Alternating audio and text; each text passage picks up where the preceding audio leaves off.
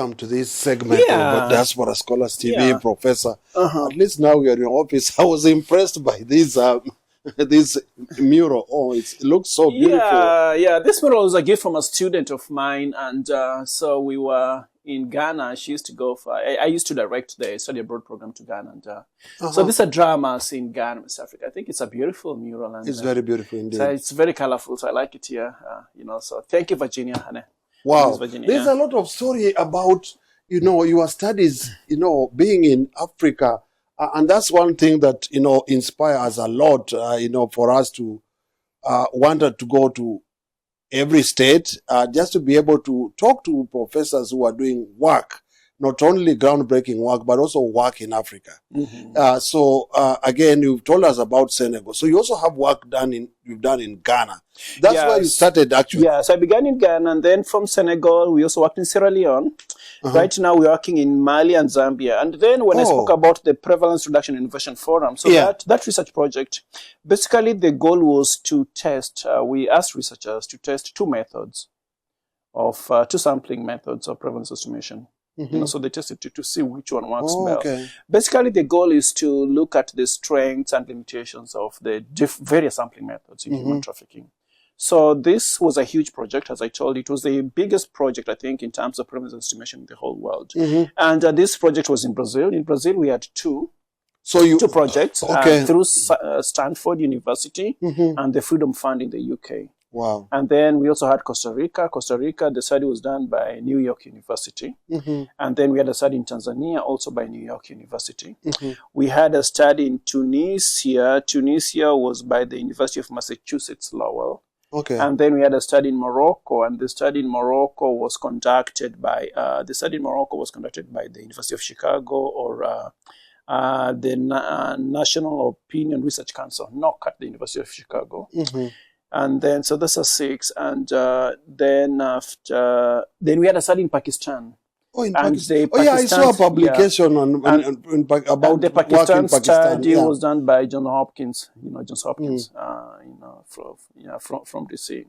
So that was, so we're just about to publish that special issue. It's coming out now, so we are kind of winding that project. But this research teams, basically, we worked together to go to the same place, like the way I said, Senegal, Kedugu, like if you went to Nairobi, and test two sampling methods, and then compare the findings to see which one works better, so that we could document the strengths and weaknesses of these sampling methods in human trafficking. Because, the challenge in human trafficking is, we see a lot of numbers, right? Everybody throws numbers, but nobody really knows how many people are trafficked.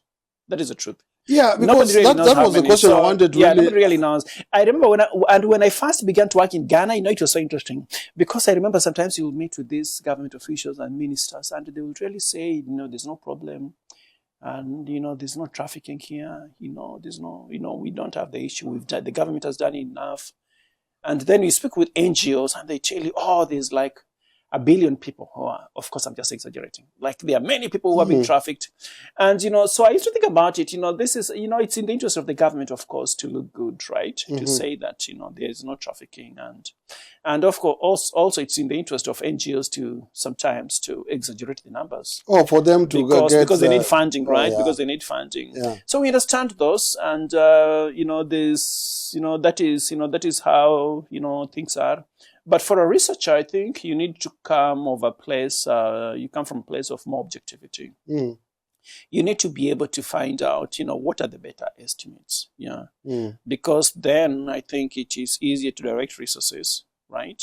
And then it is easier to measure change, as in the impact of those works, which means that we can know what works well. But so it's okay, people can exaggerate or people can underestimate, but we just want to provide a good estimate. So this was this work of these countries I just mentioned. That was the purpose of that. So that in the future, we can give people tools that they can use to have better estimates, instead of just throwing a big number or a small number. Wow, I'm beginning to also get insights about your work. So for you, it's not only about just, getting, solutions to trafficking, estimates. It's about also creating tools to be able to do that investigation.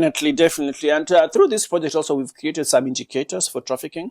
Okay. Because Because I think if I think the reason why I think there'll be different numbers is because we measure it differently, right? Yes. So there are people who include everybody into trafficking, right? But if we have indicators, if we have a tool that actually we can use to ask for questions, and then that can help us determine if somebody is indeed trafficked, yeah.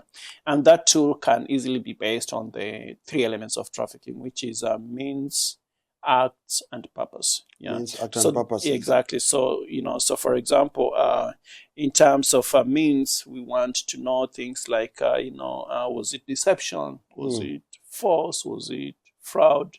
The act itself is the act of trafficking, which can be through transportation, which can be through the movement of people. And the purpose of trafficking could be either sex trafficking or labor trafficking, right? So there are many ways. Are those the only, I see you mention a lot about sex trafficking and labor trafficking. Are there other reasons people are trafficked? Yeah, so now, of course, yes, you can be trafficked, for example, for forced marriage. Oh, yes. But forced marriage, actually, in many jurisdictions, yeah, is prosecuted under other criminal laws. Yeah. So things like forced marriage, things like FGM, and things like, we spoke about organ trafficking. So you can also. Yes, I was going to ask you about that because to my mind, I was not very sure. Exactly, but still, we want to make sure that there is, the elements of trafficking are there for those purposes. Yeah, for those purposes. Yes. All right. So I was going to ask you. I mean, you mentioned Brazil, Pakistan, Senegal, Ghana, Zambia. You are originally from Kenya. Yes. Tell us a little bit about trafficking in Kenya, because many of our viewers are from Kenya, and they'll also want to ask, like, Professor is a Kenyan, and is he helping us to solve some of these problems? You have seen so many videos about especially labor, human trafficking due to labor in some Arabic countries. Yeah. What can you tell us about, because I know you interact with a lot of data. Can you tell us a little bit about whether there is some kind of human trafficking and to what extent in Kenya? In Kenya. Yeah. So I do know many actors in Kenya, whether it's government or NGO or even research, who are involved in the anti-counter trafficking sector. As a matter of fact, I'll be in Kenya in 2 days, and I'll be speaking with one of the officers on human trafficking on human trafficking in Kenya. So of course, so I think basically what we've seen in Kenya is that there's human trafficking along the Busia border. Okay. There's a lot of trafficking there. There's a lot of trafficking in the Busia border. There's a lot of trafficking in the coastal area, so western area, coastal area. And then, of course, what we spoke about, the migrant laborers, right? The migrant laborers who are moving to other parts of the country. And of course, when it first starts, as we said about the migrant laborers, it is not trafficking, right? It is not trafficking. It begins as an agreement between 2 countries, as we said, that is called BLA, bilateral labor I remember I was visiting the Minister of Labor in Kenya signing a BLA with Qatar, and things went sour. But things happen, so I think we need to strengthen and monitor the protections that the migrant laborers, they need to be protected, and I think it is hard, maybe if the embassies are not strong and, your cell phone has been confiscated, you cannot move, so that can be an issue. So in Kenya, yes, so I have not personally, I've not done any research in Kenya. I have not done any work in Kenya, but I am very much engaged with the people who are doing work there. As I said, I'm going to meet somebody in 2 weeks who is very much engaged in the area. It just happens that, it's very interesting. Yeah, people have asked me, why don't you do this in Kenya?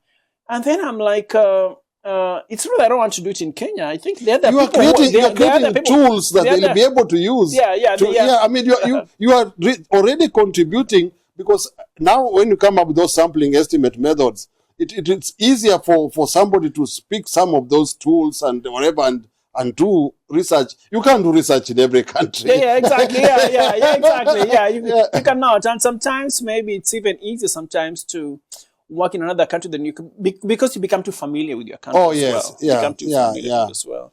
So I've seen myself, I've just imagined myself, working in Kenya and not working in Kenya, right? And I think there are maybe the ups and, and downs, right? But I'm glad I know people who are working there. They're doing some good job. And but for now, I really feel that my hands are full just working in West Africa and South Africa. What about your staff here? You have staff whom you have employed who are from Kenya? Yeah. Yes, we have one right now from Kenya. We've also have students who have interned here from Kenya. So right now we have Dr. Anwaswa, who is a monitoring and evaluation coordinator. Okay. And she's very, very smart. She has a PhD in mathematics. And statistics. Oh, wow. Yeah, and a master's degree in statistics, Wow. So she's very, very smart, and I'm very glad that we do have her here. But we have staff from all over the country. We had staff from Latin America, we had staff from Europe, we've had staff from Canada, staff from Asia. So I really appreciate that the expertise that they bring, in terms of the knowledge of those places, but also just, the expertise in terms of being able to do the work. It just happens that we've had people from all over working here. I was going to ask you, you speak with a lot of passion, you do a lot of research. There's a question I've been wanting to ask.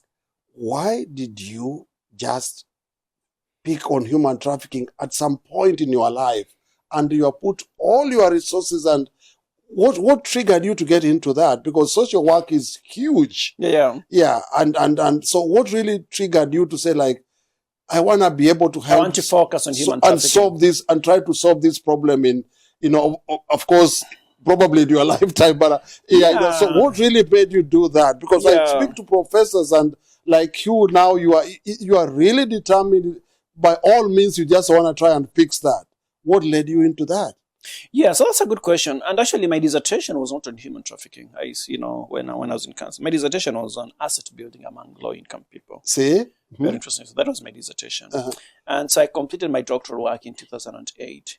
And from 2010, I began to co-lead a study abroad program to Ghana, as I was saying. Okay. I went to Ghana.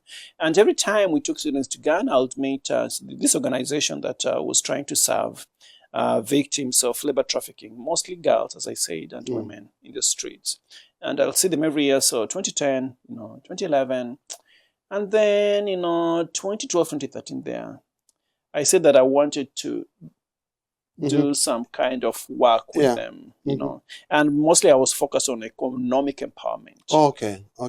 Of this population, because that was kind of my dissertation, asset building, economic empowerment of low-income people. And what my goal then was not to focus on human trafficking per se, but was to focus on the economic empowerment of these girls so that they would not be vulnerable again, to reduce the risks of free trafficking. And also to make sure that the services that were being provided were strong enough that would set them in their lives, provide stability for them, psychologically, socially, economically, so that the risks for trafficking were completely reduced. Okay. So I was going into this with a very economic approach, with a very economic mindset, right? But then the more I learned about this population, right? The more I got interested in them. The more there were more research problems to solve. Exactly. I don't call them research problems. The more there were more human problems exactly, to solve. Just understanding the population. Because initially, like everybody, I was like, human trafficking is like, I just like everybody who watches TV, how human trafficking is portrayed. My understanding of this population was very limited because it's not a population I'd studied, and everything was based on the media. Sure. And in the other part, we'll talk about that as well, as why was it not really much studied. And again, you are watching Diaspora Scholars TV. This is Professor Dave Okech. We are in his office, I tell you. There's a lot to talk about. We'll be right back. Subscribe to this channel. Again, Central can be found easily online at the University of Georgia. You can always find Professor David Okech. We'll be right back. My name is Daktari. You can as well join, this channel by actually just $5 only, and you will be able to have exclusive videos about this center. We'll be right back. Goodbye.